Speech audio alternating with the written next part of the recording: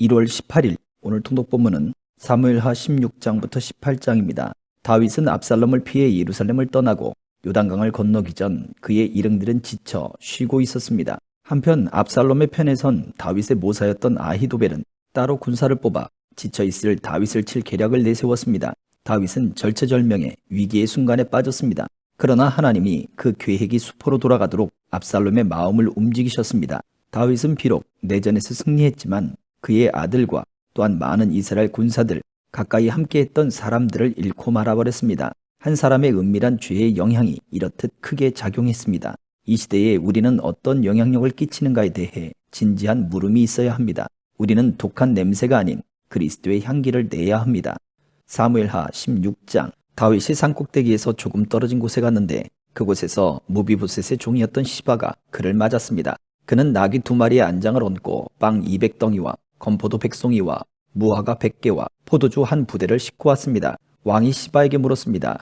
왜 이런 것들을 가져왔느냐? 시바가 대답했습니다. 나귀들은 왕의 가족들이 다시라고 마련한 것이고 빵과 과일은 신하들이 먹고 포도주는 광야에서 지쳤을 때 마시라고 준비했습니다. 그러자 왕이 물었습니다. 네 주인의 손자는 어디 있느냐? 시바가 왕께 대답했습니다. 그는 지금 예루살렘에 남아 있습니다. 그는 이스라엘 사람들이 자기 할아버지의 왕국을 자신에게 되돌려줄 것으로 생각하고 있습니다. 그러자 왕이 시바에게 말했습니다. 이제 무비보셋의 재산을 모두 내가 갖도록 하여라. 시바가 말했습니다. 제가 엎드려 절하니 내 주 왕께 은혜를 입기 바랍니다. 다윗 왕이 바후림에 도착하자 사울 집안 사람 하나가 그곳에서 나왔습니다. 그 이름은 시므이요 게라의 아들이었는데 그는 나오면서 계속 저주를 퍼부었습니다. 그는 다윗의 좌우로 모든 군대와 호위병들이 있음에도 불구하고 다윗과 왕의 모든 신하들에게 돌을 던졌습니다. 시므이는 저주하며 이렇게 말했습니다. 떠나가거라. 이 피비린내 나는 살인자야.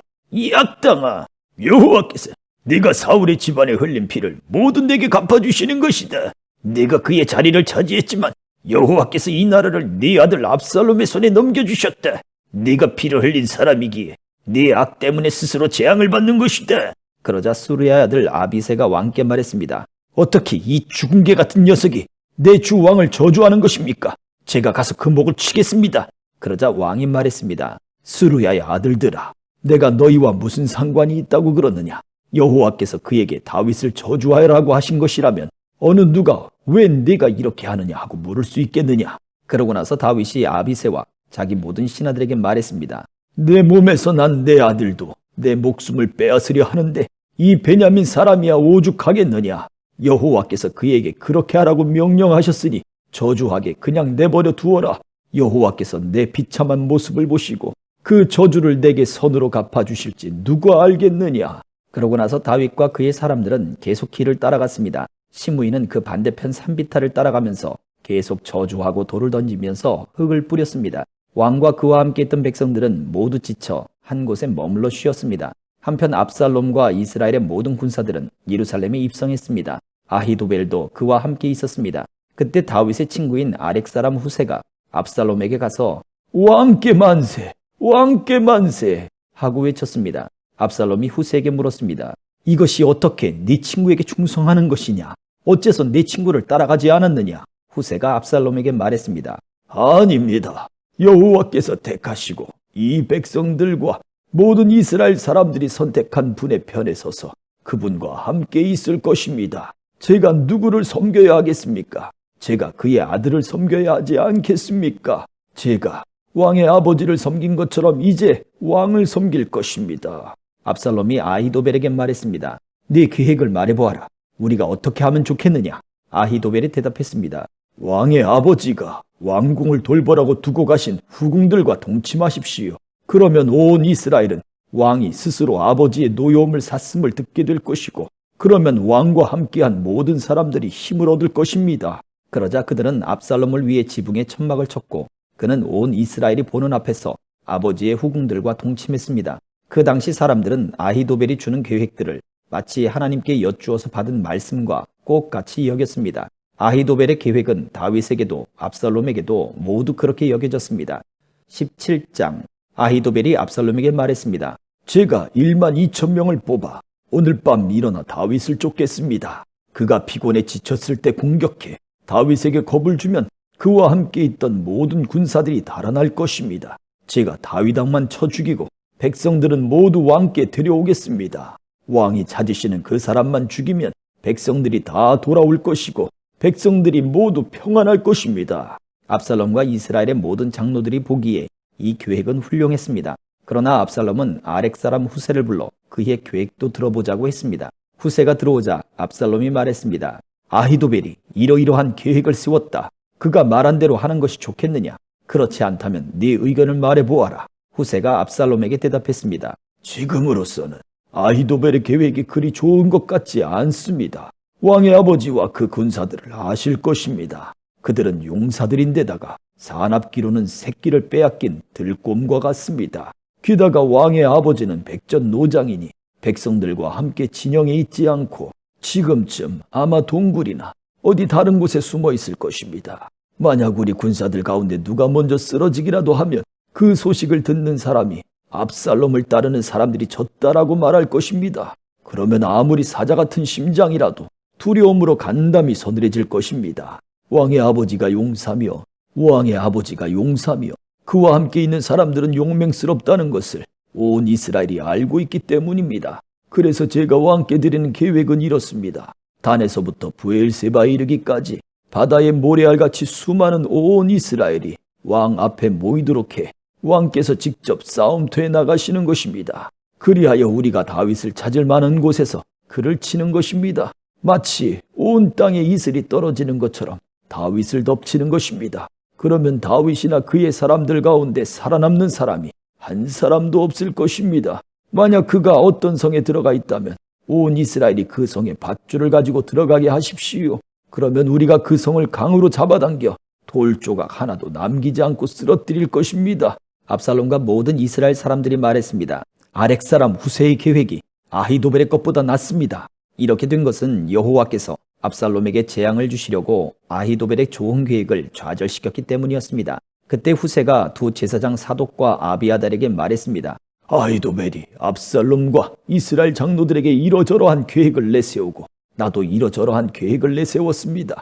그러니 당장 다윗에게 소식을 보내 오늘 밤 광야 나루터에 계시지 말고 한시바삐 강을 건너십시오. 그렇지 않으면 왕과 그와 함께한 모든 사람이 죽을 것입니다. 라고 말하십시오. 요나단과 아히마스는 들킬까봐 성으로 들어가지 않고 에느노겔에 머물러 있었습니다. 그래서 한 여종이 그들에게 가서 소식을 전해주면 그들이 다윗 왕께 가서 알리곤 했습니다. 그러나 한 젊은이가 그들을 보고 압살롬에게 일러 바쳤습니다.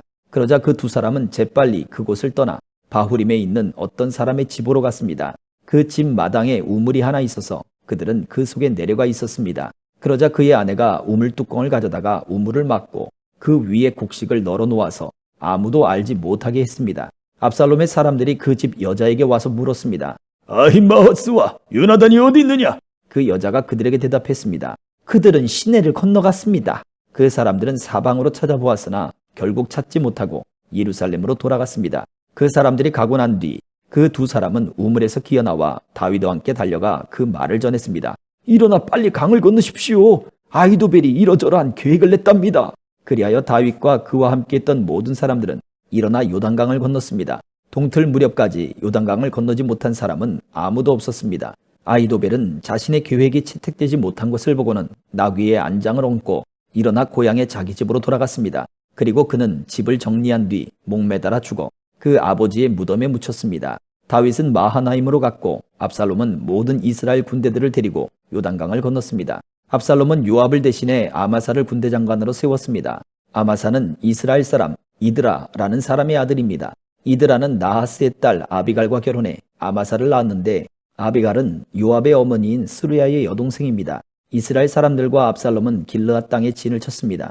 다윗이 마하나임에 가 있을 때 암몬 사람들의 성인 라빠에서 나하스의 아들 소비가 찾아왔고 로데발에서 암멜의 아들 마길과 로글림에서는 길르앗 사람 바르실레가 찾아와 침대와 대야와 그릇들을 가져오고 밀과 보리와 밀가루와 볶은 곡식과 콩과 팥과 볶은 녹두와 꿀과 버터와 양과 치즈를 가져와 다윗과 그의 일행들에게 먹으라고 주었습니다. 그들은 다윗의 일행이 광야에서 배고프고 지치고 목말랐을 것이라고 생각했던 것입니다. 18장 다윗은 그와 함께 있는 사람들의 수를 세어 천부장과 백부장을 세웠습니다. 다윗은 군대를 셋으로 나누어 3분의 1은 요압의 지휘 아래, 3분의 1은 요압의 동생 수르야의 아들 아비새의 지휘 아래, 또 다른 3분의 1은 가드 사람 이때의 지휘 아래 두었습니다. 그리고 왕은 모든 백성들에게 나도 반드시 너희와 함께 직접 나가겠다 라고 말했습니다. 그러나 백성들은 말했습니다. 나가시면 안 됩니다. 만약 우리가 도망쳐도 저들은 상관하지 않을 것이고 우리 가운데 절반이 죽어도 상관하지 않을 것입니다. 그러나 왕께서는 우리들 1만 명과 같습니다. 왕께서는 지금 성 안에 계시면서 우리를 돕는 것이 더 좋을 것 같습니다. 그러자 왕은 무엇이든 너희 좋을 대로 할 것이다 하고 대답했습니다. 그리하여 왕은 모든 군사들이 100명씩 그리고 1000명씩 무리를 지어 나가는 동안 성문 곁에 서 있었습니다. 왕이 요압과 아비새와 이때에게 명령했습니다.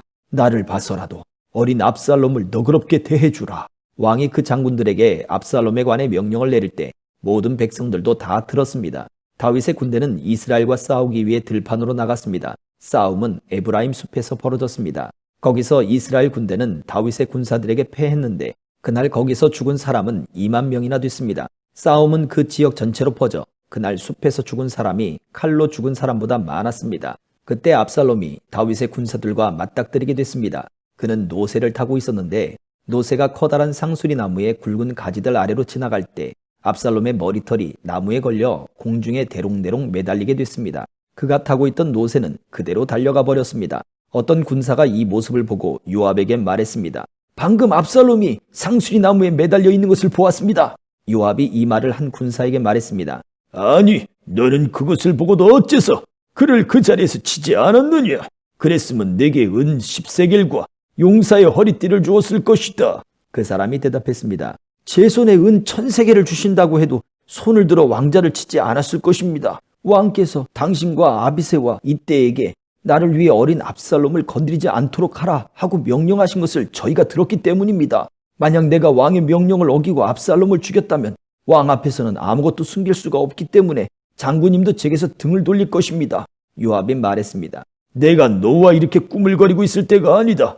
그러고는 창 3개를 손에 쥐고는 아직 살아서 상수리 나무에 달려있는 압살롬의 심장을 찔렀습니다. 요압의 무기를 든 군사 10명도 압살롬을 에워싸고 쳐 죽였습니다. 그러고 나서 요압이 나팔을 불어 군사들을 멈추게 하자 군사들이 이스라엘을 뒤쫓아가지 않고 돌아왔습니다. 그들은 압살롬을 데려다가 숲속 큰 구덩이에 던져놓고 그 위에 아주 큰 돌무더기를 쌓아두었습니다. 이스라엘 군사들은 모두 자기 장막으로 도망쳤습니다. 압살롬은 살아있을 때 자신을 위해 왕의 골짜기에 비석을 세웠습니다. 자신의 이름을 기념해 줄 만한 아들이 없다고 생각했기 때문입니다. 그가 그 비석에 자신의 이름을 붙였으므로 사람들은 오늘날까지 그것을 압살롬의 기념비라고 부르고 있습니다. 그때 사독의 아들 아히마아스가 말했습니다. 내가 달려가 여호와께서 왕의 원수를 갚아주셨다는 소식을 왕께 전하겠습니다. 요압이 그에게 말했습니다. 오늘 그 소식을 전할 사람은 내가 아니다. 왕자가 죽었으니 너는 다른 날 전하고 오늘은 하지 마라. 그러고 나서 요압이 에티오피아 사람에게 말했습니다. 가서 왕께 내가 본 것을 말씀드려라. 그러자 에티오피아 사람은 요압 앞에서 절하고 달려갔습니다. 사독의 아들 아히마스가 다시 요압에게 말했습니다. 제발 부탁입니다. 어쨌든 저 에티오피아 사람을 뒤따라가게 해주십시오. 그러나 요압이 대답했습니다. 내 아들아, 네가 왜 그렇게 가려고 하느냐? 내게 상이 될 만한 소식이 없지 않느냐? 아히마스가 말했습니다. 제발 부탁입니다. 어쨌든 저도 가겠습니다. 그러자 요압은 그가 가는 것을 허락했습니다. 그러자 아히마스는 들길로 내달려 에티오피아 사람을 앞질렀습니다. 다윗이 두문 사이에 앉아 있는데 파수꾼이 성벽과 성문 위 지붕에 올라갔다가 한 사람이 혼자 달려오는 것을 보았습니다. 파수꾼이 큰 소리로 왕께 이 사실을 알렸습니다. 왕은 그가 혼자라면 그 입에 좋은 소식이 있을 것이다 라고 말했습니다. 그 사람은 빨리 달려 점점 가까이 오고 있었습니다. 그러자 파수꾼은 다른 사람 하나가 또 달려오는 것을 보고 아래에 있는 성문지기를 불러 말했습니다. 또 한 사람이 달려온다! 왕이 말했습니다. 저 사람도 소식을 가져오는 것이다. 파수꾼이 제가 보기에 먼저 달려온 사람은 사독의 아들 아히마스인 것 같습니다. 라고 말하자 왕은 그는 좋은 사람이니 좋은 소식을 가져왔을 것이다. 라고 말했습니다. 그러자 아히마스가 얼굴을 땅에 대고 절한 뒤 큰 소리로 왕께 말했습니다. 모든 것이 잘 됐습니다. 오늘 내 주 왕을 대적해 손을 든 사람들을 멸하신 왕의 하나님 여호와를 찬양합니다. 왕이 물었습니다. 어린 압살롬은 무사하냐? 아히마스가 대답했습니다. 요압이 왕의 종인 저를 보낼 때 큰 소동이 있는 것을 보았는데 뭔지는 잘 모르겠습니다. 왕이 말했습니다. 이쪽에 서서 기다리고 있어라. 그러자 그는 한 발 물러나 서 있었습니다. 그러자 에티오피아 사람이 이르러 왕께 아뢰었습니다. 내 주 왕이여, 좋은 소식을 들으십시오. 여호와께서 오늘 왕을 대항해 들고 일어난 사람들의 원수를 갚아주셨습니다. 왕이 에티오피아 사람에게 물었습니다.